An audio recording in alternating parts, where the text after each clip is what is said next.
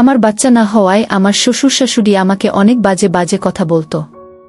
এরপর আমি একদিন আমার জামাইকে নিয়ে ডাক্তারের কাছে গেলাম। ডাক্তার সাহেব আমার জামাইকে পরীক্ষা নিরীক্ষা করে বলল, দেখুন আপনার জামাইয়ের সমস্যা আছে কিন্তু আপনার কোনো সমস্যা নেই। আপনার যদি সন্তানের প্রয়োজন হয় তাহলে আপনাকে একটি কাজ করতে হবে। যদি কাজটি ভালোভাবে করতে পারেন তাহলে আপনার বাচ্চা হবে। আমি বললাম, কি কাজ? ডাক্তার সাহেব আমাকে বলল, একদিন তোমাকে আমার সাথে একটি জায়গায় যেতে হবে, তাহলে তোমার বাচ্চা হবে। তারপর আমি ডাক্তার সাহেবের কথা বিশ্বাস করে সেখানে গেলাম। যাওয়ার পর ডাক্তার সাহেব আমাকে যা করলো তা শেষ পর্যন্ত শুনলে আমি গ্যারান্টি দিয়ে বলতে পারি, তোমাদের পানি চলে আসবে, নিজেকে কন্ট্রোল করতে পারবে না। তাহলে বন্ধুরা, আর কথা না বাড়িয়ে চলুন গল্পটি শুরু করি। তবে গল্পটি শুরু করার আগে তোমাদের কাছে আমার বিশেষ অনুরোধ, তোমরা অবশ্যই আমার চ্যানেলটি সাবস্ক্রাইব করে পাশে থাকা বেলাল বাটন জ্বলবে, কারণ তোমাদের জন্য রাত জেগে অনেক কষ্ট করে আমি ভিডিও তৈরি করি। বন্ধুরা, আমি তাসনিয়া তানিশ তুলি।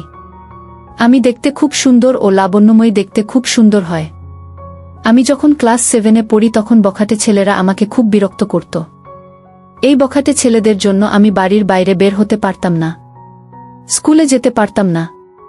সত্যি বলতে আমি এতটাই সুন্দরী ছিলাম যে কোনো ছেলে আমাকে একবার দেখলে মুখ ফেরাতে পারত না।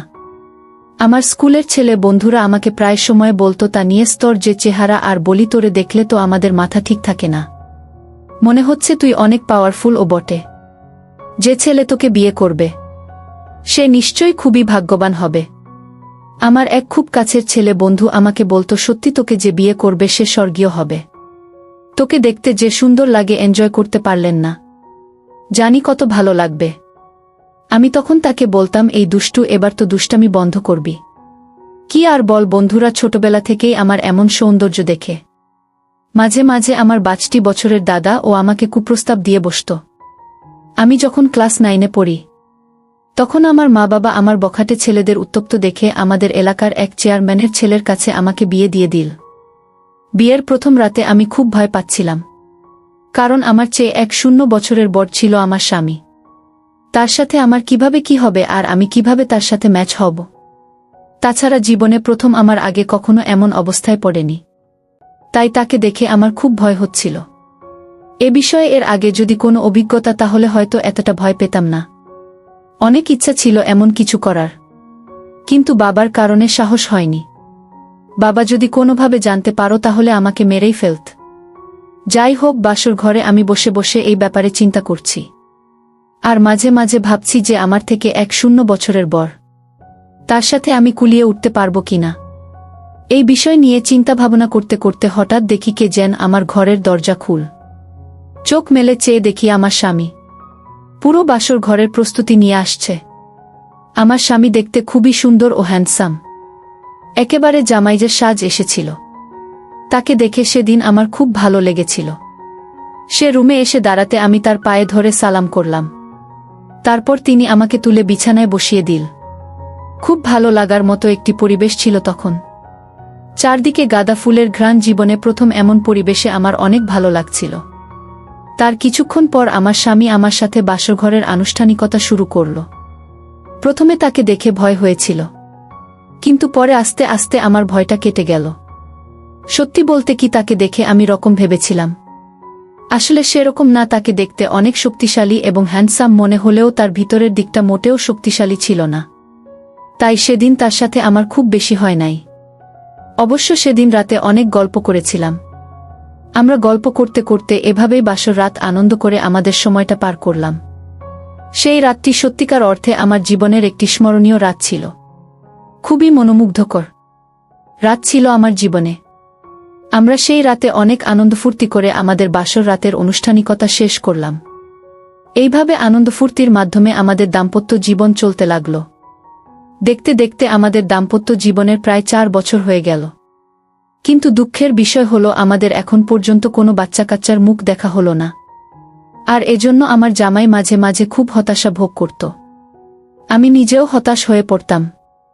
এরপর একদিন আমার জামাই আমাকে বলল, শোনো তানিজ, আমার মনে হয় কারো না কারো কোনো সমস্যা আছে, আর তা না হলে আমাদের বিয়ের 4 বছর হয়ে গেছে, এখনো কেন আমাদের বাচ্চা কাচ্চা হয় না? এক কাজ করো, চলো আমরা ভালো কোনো ডাক্তারের কাছে যাই, তাহলে হয়তো আমরা বাচ্চা কাচ্চার মুখ দেখতে পারব।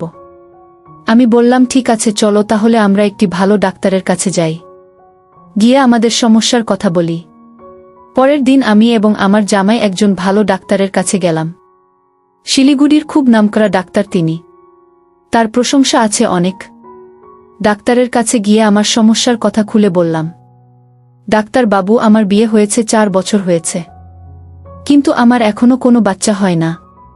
ডাক্তার বাবু আমাদেরকে একটু ভালো করে পরীক্ষা করে দেখেন, কি সমস্যা, আমাদের কেন বাচ্চা হয় না?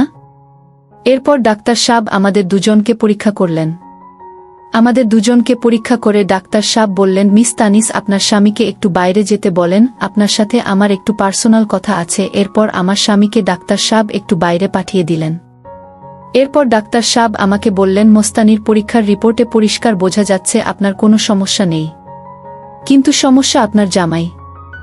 আর আপনার জামাইয়ের যে সমস্যা ধরা পড়েছে, আমার মনে হয় না যে আপনার কোনোদিন বাচ্চা হবে।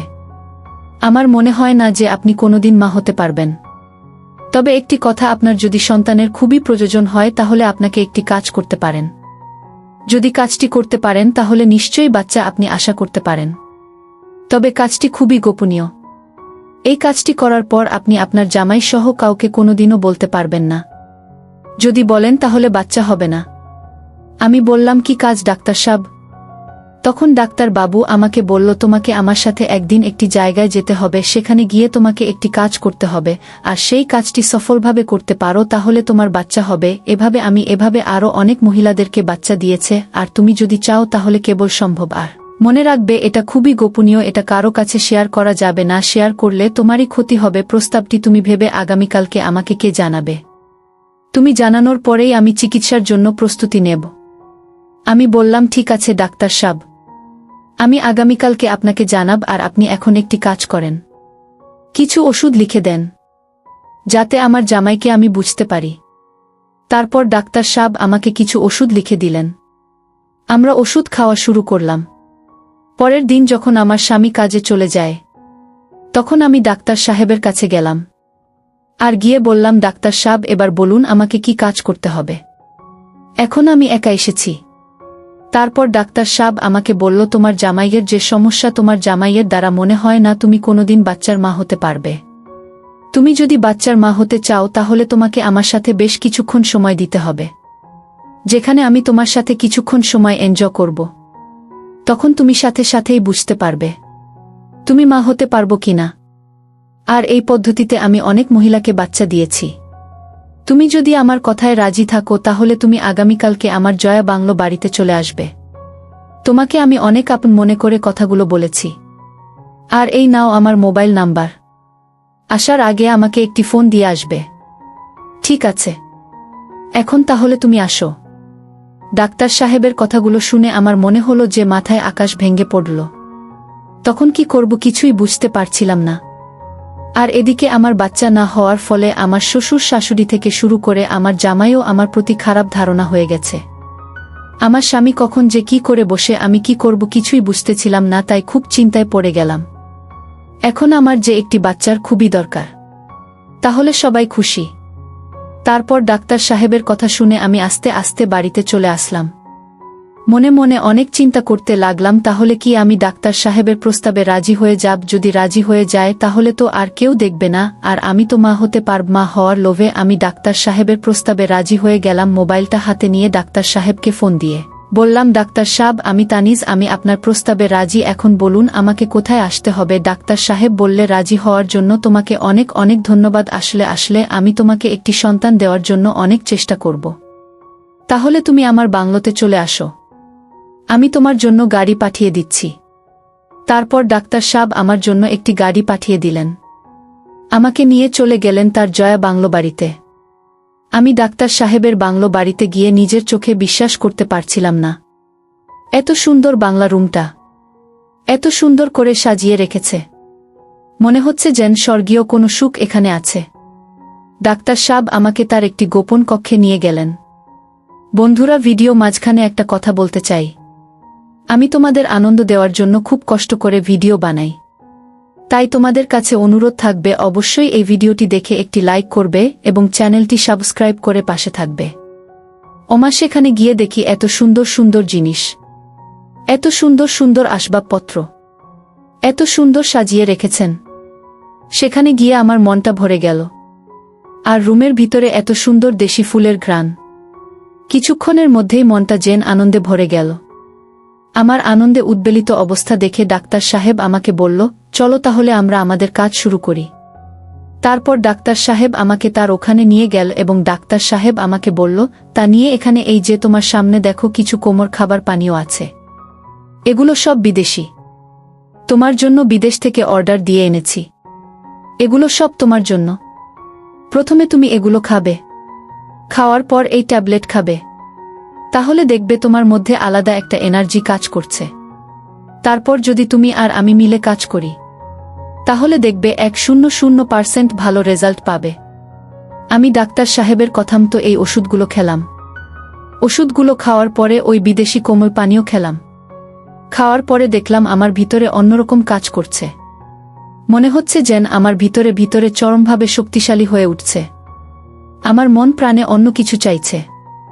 আমার গায়ে অন্যরকম ফিলিংসের কারণে কারো সঙ্গে নিতে চাইছে। ডাক্তার সাহেব আমার পরিস্থিতি বুঝতে পেরে ডাক্তার সাহেব আমাকে বলল, এই তো সময় হলো আমাদের কাজ করার। এখন যদি আমরা আমাদের কাজগুলো করতে পারি, তাহলে আশা করি 100 রেজাল্ট পাবে। এই বলে ডাক্তার সাহেব আমার সাথে এক ভিন্ন রকম আচরণে মেতে উঠল। ডাক্তার সাহেব যখন প্রথম কাজ শুরু করবে তখন তার প্রস্তুতি দেখে আমি একটু ভয় পেয়ে গেলাম। তাকে দেখে আমার কাছে মনে হলো যে বিদেশি কোনো এক পালোয়ান। প্রায় লাগাতার 2 ঘন্টা কাজ করার পর আমাদের মধ্যে স্বস্তি ফিরে পেলাম। কি ভয়ানক রূপ ডাক্তার সাথে! সেই দিন ডাক্তার সাহেব প্রায় সবকিছু লণ্ডভণ্ড করে দিয়েছিল। আর সেই দিন মূলত আমি অনেক শান্তি এবং সুখ পেয়েছিলাম, যা আমার জামাই 4 বছরেও দিতে পারিনি। এইভাবে আনন্দ করে আমি ডাক্তার সাহেবের ওখান থেকে বাসায় চলে আসলাম। 3 মাস পর আমি অনুভব করলাম আমি সন্তান সম্ভবা। তারপর আবার সেই ডাক্তার সাহেবের কাছে গেলাম। ডাক্তার সাহেব আমাকে পরীক্ষা করে দেখল আমার একটি নয় 2টি বাচ্চা। ডাক্তার সাহেব রিপোর্টটি হাতে নিয়ে আমাকে হাসতে হাসতে বলল, তা নিয়ে সুখবর আছে। আমি বললাম, কি ডাক্তার সাহেব? ডাক্তার সাহেব বলল, তোমার তো একটি নয় 2টি বাচ্চা হবে। তোমাকে তো তোমার ডাবল মিষ্টি খাওয়াতে হবে। আমি বললাম, ডাক্তার, সব মিষ্টি তো আপনি আমাকে খাওয়াবেন। সবই তো আপনার জন্যই সম্ভব হয়েছে। আর কি খেল দেখালেন? আমার জামাই 4 বছরে একটি দিতে পারল না, আর আপনি একদিন এই 2টি দিলেন। আপনি তো স্যার ডাবল সেঞ্চুরিও করে ফেললেন। এখন আপনি আমাকে মিষ্টি খাওয়ান।